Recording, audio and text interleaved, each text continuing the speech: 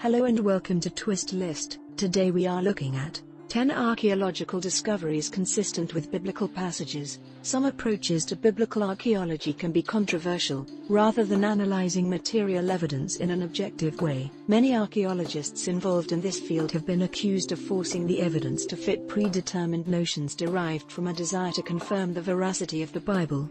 Archaeologists cannot prove that the Bible is true. All they can do is to uncover and interpret materials the best they can. Many of the discoveries they make seem to be consistent with biblical accounts. At number 10 we have the biblical flood. Many scholars have argued that the source of biblical flood story was most likely a great and destructive flood that affected the region of Mesopotamia. If so, then the proportions of such a flood were enhanced by the imagination of the authors of the story. During the 1928 to 1929 excavation season in southern Mesopotamia, present-day Iraq, British archaeologist Leonard Woolley uncovered 3 meters (10 feet) of waterborne sediment in the ancient city of Ur. Woolley interpreted this as evidence of the biblical flood. The layer was dated to 4000 to 3500 BC. Similar evidence has been found at many other sites in the region, but not all of them are consistent with the dates of the layer found by Woolley. Flooding in the Mesopotamian river basin was a frequent phenomenon. Although there is no archaeological evidence in favor of a flood of planetary proportions, there is general support for a catastrophic flood, or several, in Mesopotamia during the dawn of history. These floods could well be the inspiration for the many flood stories in the Mesopotamian tradition and also the biblical flood. The 9th spot on the list is occupied by Abraham's genealogy. Abraham's story begins with him and his family living in the Mesopotamian city of Ur, where he begins his journey to Canaan. In the second half of Genesis 11, we have a detailed account of Abraham's family tree, mentioning dozens of names.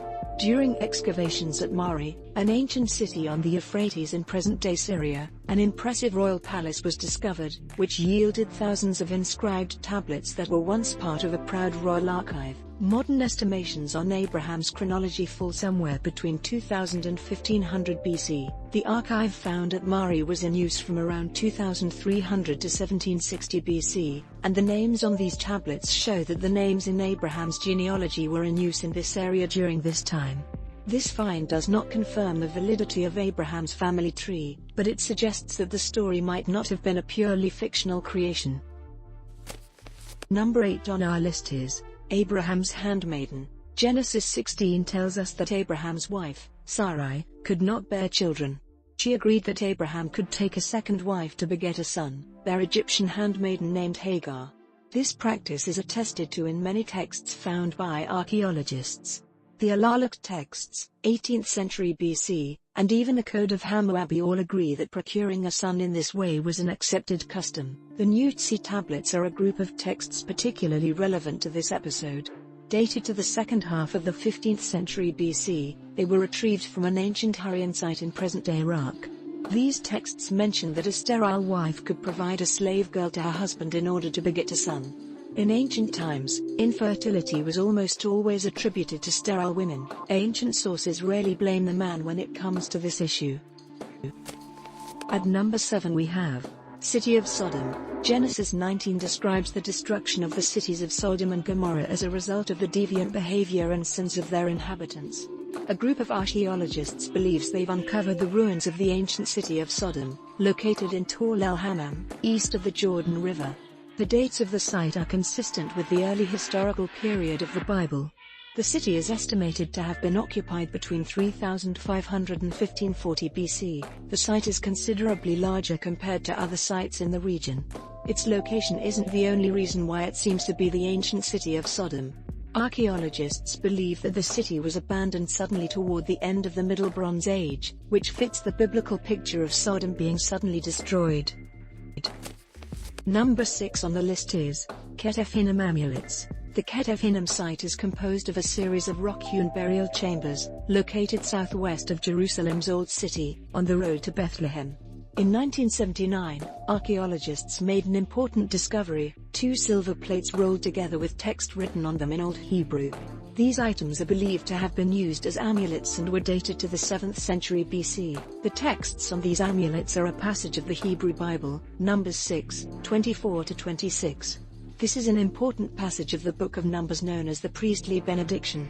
The Lord bless you and keep you, the Lord make his face shine upon you and be gracious to you, the Lord turn his face toward you and give you peace. The inscriptions on the Ketef Hinnom amulets, now displayed at the Israel Museum, are considered the oldest biblical text yet discovered. The fifth spot on the list is occupied by Deir Alla inscription. During the Exodus, the Israelites passed through the Sinai Peninsula into Transjordania and came in touch with the kingdoms of Edom and Moab.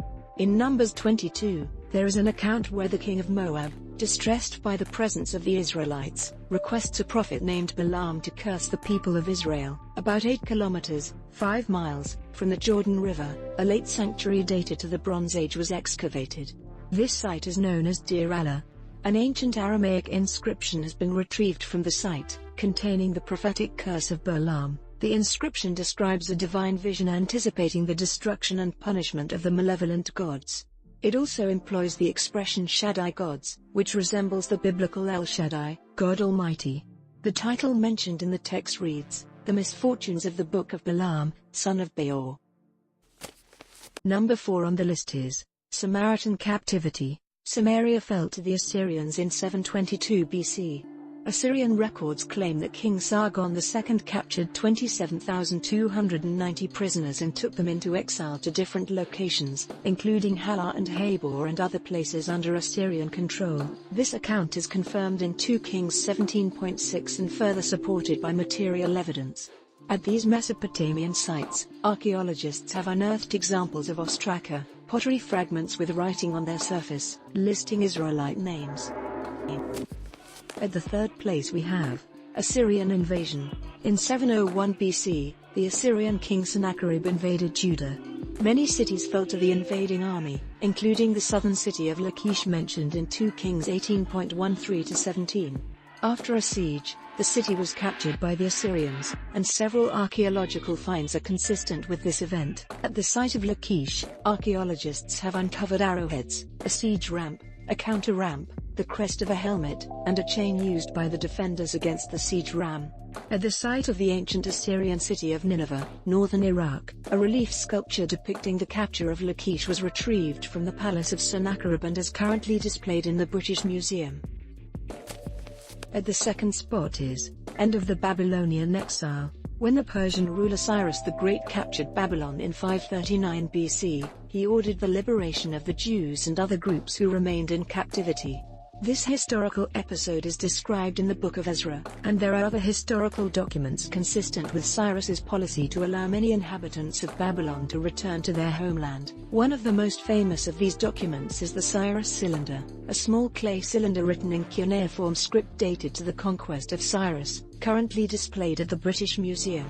One of its passages reads, I returned the images of the gods, who had resided there, to their places and I let them dwell in eternal abodes. I gathered all their inhabitants and returned to their dwellings. Other documents retrieved by archaeologists also contain many Jewish names from those families who chose to remain in Mesopotamia after they were set free. The Murashu texts, for example, list roughly 100 Jewish names who prospered in Mesopotamia shortly after the time of Cyrus. And finally, at number 1, Herod's Palace. Traces of the ambitious building projects driven by Herod the Great have been found all over Palestine. The suspected remains of King Herod's palace have been discovered during the excavation of an abandoned building in Jerusalem's Old City, not far from the Tower of David Museum. The significance of this find is that some archaeologists believe this was the setting of one of the most important chapters of the Gospels. It is where the trial of Jesus took place and where the Roman procurator Pontius Pilate sentenced Jesus to death. Thanks for watching. If you enjoyed this video and would like to see more, then please hit the subscribe button.